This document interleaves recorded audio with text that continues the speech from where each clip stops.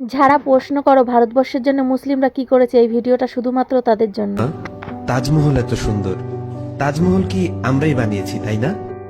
না তো, যিনি বানিয়েছিলেন ওনার নাম সম্রাট শাহজাহান, উনি মুসলিম ছিলেন। ও আচ্ছা, তাহলে কুতুব মিনার নিশ্চয়ই আমরা বানিয়েছি। না না, উনিও মুসলিম ছিলেন, ওনার নাম কুতুবউদ্দিন আইবেক। তাহলে লাল কেল্লা নিশ্চয়ই আমরা বানিয়েছি। না, ওটাও মুসলিম শাসকরা বানিয়েছিলেন। তাহলে পুরাতন কেল্লা আমরা বানিয়েছি।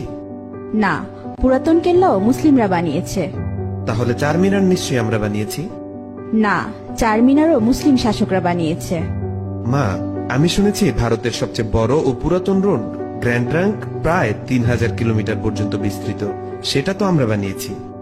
না না, গ্র্যান্ড ট্রাঙ্ক রোড আমরা বানাইনি। গ্র্যান্ড ট্রাঙ্ক রোড এক মুসলিম শাসক বানিয়েছেন, উনার নাম শেরশাহ।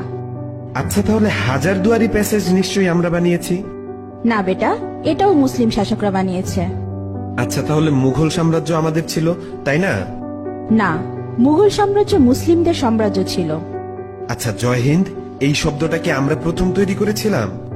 না, এটাও একজন মুসলিম প্রথম বলেছিল। আচ্ছা মা, সারে জাহা সে আচ্ছা হিন্দুস্তা হামারা এই শব্দটি আমরা প্রথম বলেছিলাম, তাই না? না, এটাও একজন মুসলিম কবি লিখেছিলেন, উনার নাম ইকবাল। তাহলে প্রথম স্যাটেলাইট লঞ্চ নিশ্চয়ই আমরাই করেছিলাম। জি না, ভারত অনেকবার স্যাটেলাইট লঞ্চ করেছিল, কিন্তু প্রতিবারই ফেল হয়েছে। এরপর এপিজে আবুল কালাম আজাদ প্রথমবার সাকসেসফুল ভাবে স্যাটেলাইট লঞ্চ করেছিলেন। উনি না থাকলে আজ ভারত স্যাটেলাইট লঞ্চ করতে পারত না। তাহলে পারমাণবিক অস্ত্র নিশ্চয়ই আমরা বানিয়েছি।